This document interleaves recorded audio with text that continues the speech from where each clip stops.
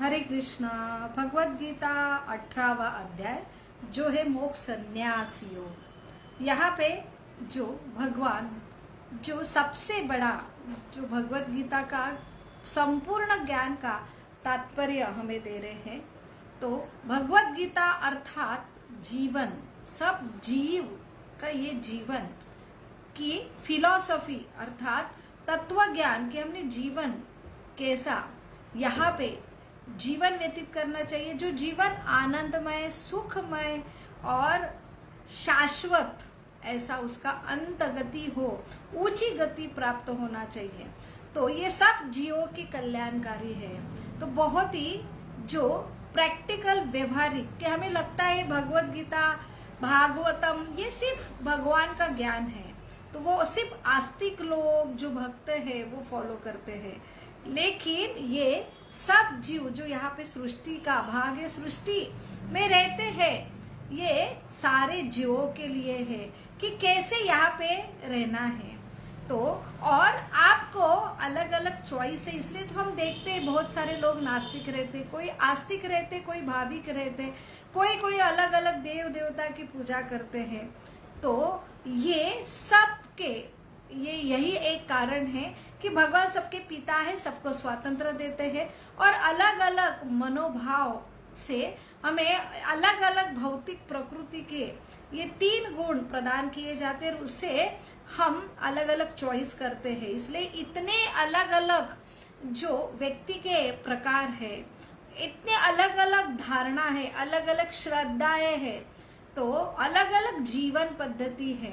तो ये सिर्फ और सिर्फ यही दर्शाता है कि भगवान जो परम पिता है सबको स्वतंत्रता देते हैं, लेकिन ऐसे स्वतंत्रता का दुरुपयोग करके जो अपना ही जो खुद का विनाश करते हैं ये जीव, उनके लिए ये आइडियल प्रोस्पेक्ट है कि कैसे इस जीवन में आते हैं, तो कैसे हमने कर्म करना चाहिए। कर्म तो सबके लिए कंपलसरी है। शरीर दिया है, शरीर के लिए हमें काम करना है। शरीर के लिए हमें जो अन्न लगेगा, जो निवारा लगेगा, तो वस्त्र लगेगा, उसके लिए कुछ ना कुछ तो कर्म करना पड़ेगा। लेकिन कर्म करने के लिए हमें ये इंद्रिय भी भगवान ने दी, शक्ति भी भगवान ने दी, और सृष्टि से हम सब अन्न निवारा और वस्त्र के लिए जो कुछ लेते उसके भी कुछ नियम हैं। अगर ये नियम जानकर आप कर्म करते हो तो आप ये जीवन में सुखकारी, इस जीवन में और अंत में जो हम बंधन के, जैसे हम लाइट बिल नहीं भरते, अलग अलग टैक्स नहीं भरते हैं, तो उसके लिए हम एक बंधन के कारण हम जो हमें सरकार तरफे जो अलग अलग पनिशमेंट होती है, आप मानो ना मानो, चारों तरफ जो कैमरा हमारे ऊपर लगे हैं। तो इसलिए बहुत जरूरी है भगवत गीता प्रथम जान लेना जीवन के पूर्व ही। नहीं तो जब बहुत जीवन की ठोकरें खाते हैं ना, हम एटलीस्ट तभी तो भी ये जानने का प्रयास करना चाहिए। जो बहुत ही सिंपल वे से जो गुरु शिष्य परंपरा में जो प्रभुपाद जो सही गुरु शिष्य परंपरा ब्रह्मा जी से आए हैं, ऐसे शुद्ध एज इट इज यथारूप जैसे है वैसे। और सबसे जरूरी है कि इस युग में व्यक्ति काल ये जो परिस्थिति देख के वही ज्ञान आज के हम युग में कैसे लागू करें। तो यहाँ पे श्लोक क्रमांक 30 से श्लोक क्रमांक 40 तक भगवान अभी समझा रहे। अभी तक उन्होंने समझाया कि कर्म के 5 मुख्य कारण क्या है। जो बुद्धिमान व्यक्ति है ये 5 कारण जान लेता है, तो कर्म के लिए सिर्फ खुद को रिस्पॉन्सिबल ना ठहरा के, ना उसके ऊपर अधिकार जताता है, ना उसका शोक करता है। और इसके द्वारा ये बुद्धिमान व्यक्ति जो है ज्ञान करता है। तो ऐसा आइडियली ज्ञानी, आइडियली कर्म करने वाला और आइडियली कर्ता क्या है। तो आइडियल ज्ञान कर्म करता क्या होता है, वो सात्विक कहला जाता है। और अपने मनोभाव से जो करते हैं वो राजसिक तामसिक करते कहलाते हैं। उसके परिणाम भी भगवान ने बताया है। तो अभी आज के सेशन में भगवान बता रहे जो श्लोक क्रमांक 30 से 40 जो जो ज्ञान के बाद हम ऐसे ज्ञान अर्जित करते हैं तो हम धारणा बनाते हैं, हम बुद्धि, हमारे ये बुद्धि से हमारे विचार होते कि मेरे विचार से ये ऐसा, ये मेरी धारणा है। तो ये धारणा अर्थात जो बुद्धि, जो अलग 3 प्रकार की बताई है, सात्विक बुद्धि, राजसिक बुद्धि और तामसिक बुद्धि। और उसके बाद जो दृढ़ता हम देते हैं कि हमें बुद्धि से हम कोई अगर सब्जेक्ट समझ लेते कि हाँ मुझे ये समझा और मैं इसी धारणा से जो है मेरा जीवन में कर्म करूंगा, मेरा जीवन व्यतीत करता, तो दृढ़ता आती है। तो दृढ़ता की भी 3 प्रकार है, सात्विक दृढ़ता, धृति, जो राजसिक धृति क्या है, तामसिक धृति क्या है। और सबसे जरूरी सबके लिए जो है वो सुख, सुख की भी 3 परिभाषा दी है कि सात्विक सुख क्या है, राजसिक सुख क्या है और तामसिक सुख क्या है। तो यहाँ पे जो प्रथम जो 30 से 33 नंबर के श्लोक में बताया है कि ऐसी बुद्धि, ये सात्विक बुद्धि कि हम सारे बुद्धि, यहाँ पे IQ इंटेलिजेंट क्वेश्चन के लिए हम जीवन 2 साल के आयु से हम पढ़ाई में लगते हैं कि हमें बुद्धि चाहिए, लेकिन बुद्धि का उपयोग हम सिर्फ हमारा खाना पीना सोना ये कितना अच्छा हो, करियर और अल्टीमेटली नाम और मेरी प्रॉपर्टी बढ़ाने के लिए करते हैं। तो सही बुद्धि शास्त्र में लिखी है, जो बुद्धि के 3 काम बताए हैं। बुद्धि जो प्रथम डिस्क्रिमिनेट करते हैं, अर्थात भेद करना उसका स्वभाव है, उसका कार्य है, अच्छा क्या है बुरा क्या है। और फिर जो भेद करने पर डिटरमाइन होती है और डिसीजन लेती है। तो ये जो हम कितने भी ज्ञानी हैं, लेकिन अगर हमें क्या सही है क्या गलत है और सही में गलत में क्या भेद है और उसके वजह से क्या करना चाहिए क्या नहीं करना चाहिए, ये सबसे जरूरी शास्त्र हमें बताते हैं। जो ऊपर का व्यू हम अपने सिर्फ सामने का व्यू, मेरी बुद्धि से, मेरे धारणा से, मेरे अनुभव से, मुझे कोई माता पिता ने जो बताया है तो मेरी एक धारणा बनाती है और हम वही जो है कुछ करते हैं नहीं करते हैं। तो वही शास्त्र के ज्ञान से ये बुद्धि जब धार होती है, परिपक्व होती है, तो क्या सही है शास्त्र अनुसार और क्या गलत है शास्त्र अनुसार, क्या करना चाहिए क्या नहीं करना चाहिए।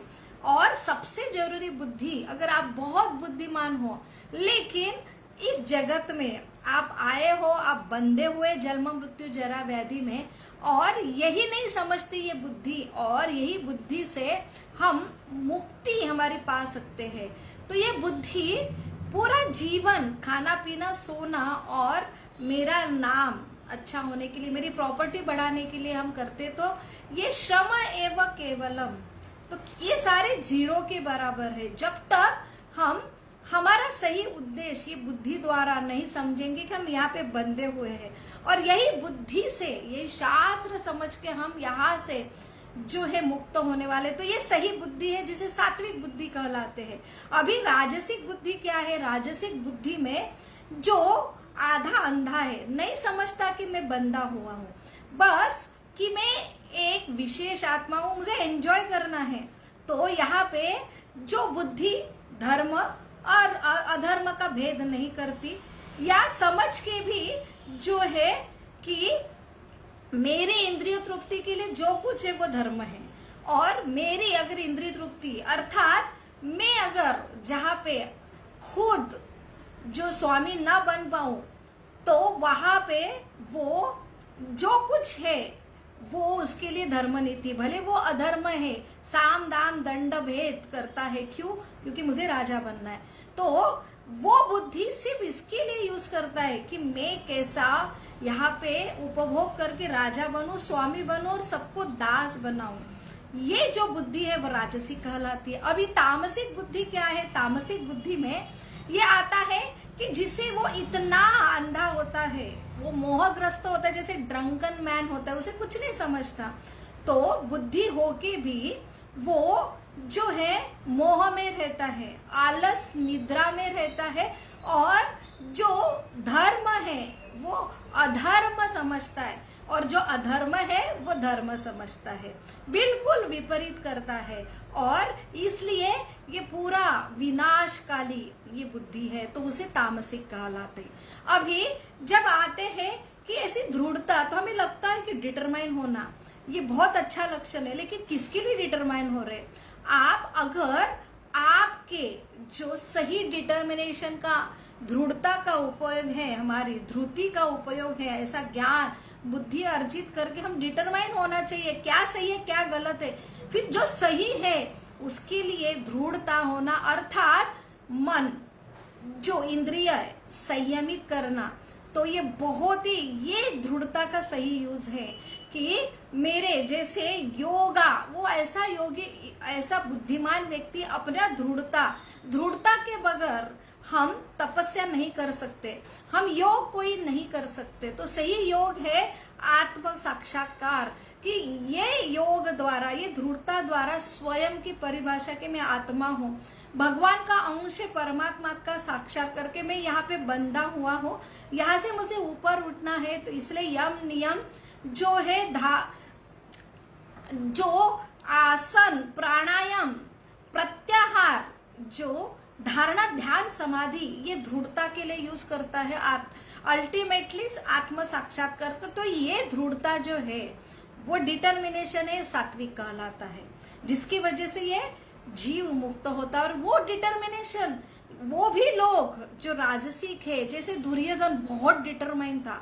धृतराष्ट्र बहुत डिटरमाइन था कि मुझे चाहिए, मुझे ये राज्य चाहिए, मैं उसके लिए किसी भी सीमा पर कुछ भी कर सकता हूँ। तो ये है धृतराष्ट्र। और जो दुर्योधन, ये भी डिटरमाइंड थे, लेकिन ये डिटर्मिनेशन सिर्फ मैं और मेरा उसके लिए रहते, इसके लिए वो दृढ़ता डिटर्मिनेशन का उपयोग करते हैं। तो ये जो अधर्म से वो डिटरमाइन होते हैं और ऐसे कूटनीति के लिए वो डिटरमाइन होते हैं। तो इसे जो सिर्फ स्वयं, तो दिखने में वो बहुत तपस्या करते, जैसे हिरण्यकश्यप, बहुत उन्होंने तपस्या की, डिटरमाइन थे, लेकिन किसके लिए? कि मुझे ईश्वर बनना है। तो डिटर्मिनेशन है, दृढ़ता है, तपस्या है, लेकिन किसके लिए? मुझे स्वामी बनना है, मेरे स्वार्थ के लिए। वो अंधे होते हैं कि मैं यहाँ अटका हूँ और यहाँ राजा बनना चाहता हूँ। तो ये जो डिटर्मिनेशन दृढ़ता है ये राजसिक कहलाती है। और जो तामसिक जो डिटर्मिनेशन दृढ़ता है कि जिसमें पूरा व्यक्ति अंधा होता है। तो डिटर्मिनेशन किसमें रहता है उनका? कि निद्रा, आलस्य। तो ये लोग जो है इसके लिए कि मुझे कुछ भी नहीं करना है, सिर्फ वो इतने जो आलसी रहेंगे, इतने उनका पागलपन रहेगा, तो उसमें वो डिटरमाइन होते हैं, ऐसे नशा करने में डिटरमाइन हो जाते हैं। तो ऐसा जो डिटर्मिनेशन है, जो दृढ़ता है, वो तामसिक कहलाता है। तो अभी आते हैं सुख की परिभाषा क्या दी है भगवत गीता में। तो सुख भी 3 प्रकार के बताए, सात्विक, राजसिक, तामसिक। तो सही सुख, तो हम सब कोई सुख रहना चाहते, सुख के लिए तो इतना प्रयास कर रहे दिन रात। तो जो सुख जो डिटरमाइन होने के लिए यहाँ पे योग सबसे बड़ा, तो जो सुख यहाँ पे हमको लगेगा ये लोग इतने तपस्या करते, यम करते, नियम करते, तो यम करना है, नहीं कुछ जो हमें नहीं बोला है उसके लिए संयमित करना है, और कुछ करना है, जैसे कुछ साधना करना है, हरिनाम करना है, तो नित्य रूप से श्रवण करना है, पठन करना है। तो ये सारे जो व्यक्ति कर्म करता है ये थोड़ा क्लेशदायक होता है। तो जो सुख शुरू में जो दुखदाई होता है और वो अंत में सुख देता है, तो ये सही जो सुख है।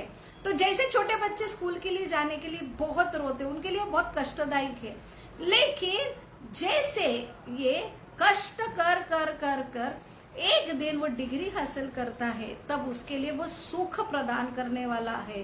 तो इसलिए शुरू में दुखदायक, लेकिन अंत बहुत अमृत जो है, ऐसा जो सुख है जो बताया है सात्विक सुख। तो यहाँ पे राजसिक सुख भी है कि जैसे शुरू में जो लोग शॉर्टकट, हमें तुरंत आनंद चाहिए, तुरंत सुख चाहिए, कोई तपस्या नहीं चाहिए।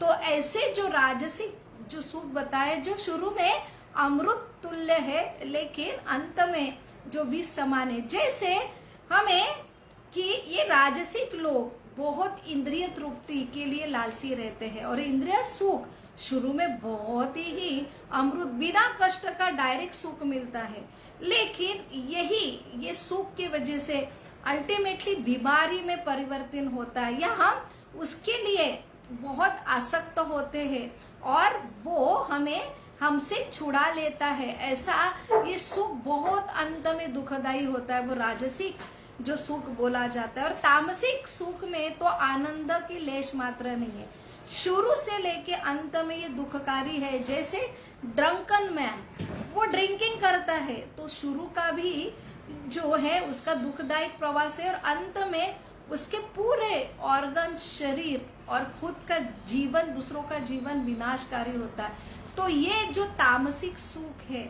जो शुरू से अंत से सिर्फ और सिर्फ दुख देता है। ऐसे 3 जो परिभाषा दी है जो है सुख की परिभाषा। तो हम यहाँ पे सब व्यक्ति अलग अलग सुख के लिए ही है, लेकिन सही सुख जो हम शास्त्र में समझे, जो सुख शुरू में कष्टदायी है तो हमें लगता है क्यों नियम करना, क्यों करना, यहाँ तो बहुत ही दुख है, क्यों तप करना, उपवास करना, ये पठन करना, ये जैसे ये पठन करना क्लेशदायक होता है। लेकिन जब अंत में हम सही ज्ञान समझते हैं तब हम यहाँ पे हमारी जो सबसे जरूरी कि हमें जीवन का उद्देश्य प्राप्त होता है और फिर अंततः हम ये सबसे जरूरी है कि हम जो शाश्वत सुख आनंद प्राप्त करते हैं। और कोई लोग जो टेम्पररी डायरेक्ट जो सुख मिलता है ऐसे इंद्रिय से, मनोरंजन से वो तुरंत सुख मिलता है लेकिन वो अंततः दुखदायी होता है। तो यही परिभाषा दी है कि हर व्यक्ति को स्वतंत्रता दी है, लेकिन सबसे जरूरी है कि हमारे लिए क्या श्रेष्ठ है ये हमें शास्त्र, हमारी माता ही समझाती है। इनके निर्देशन अनुसार अगर हम सुख के लिए प्रयास करें, हम बुद्धि के लिए प्रयास करें, अपने डिटर्मिनेशन के लिए प्रयास करें, तभी वो हमारा मार्ग जो है वो सही में सुखकारी, कल्याणकारी जो होगा। तो यही भगवान अभी हमें समझा रहे कि कैसे अलग अलग ये प्रकृति के 3 गुणों द्वारा स्वभाव बनते हैं, जैसे ब्राह्मण, क्षत्रिय, जो वैश्य और शूद्र, और उनके आइडियल कि ब्राह्मण की क्वालिटीज क्या होना चाहिए, जो शूद्र वैश्य की क्वालिटीज क्या होना चाहिए, और ये गुणों द्वारा उनका स्वभाव कैसे बनता है, इसके बारे में हम कल चर्चा करेंगे। हरे कृष्णा कृष्ण कृष्ण हरे हरे, हरे राम राम राम हरे हरे। बहुत बहुत धन्यवाद। हरे कृष्ण।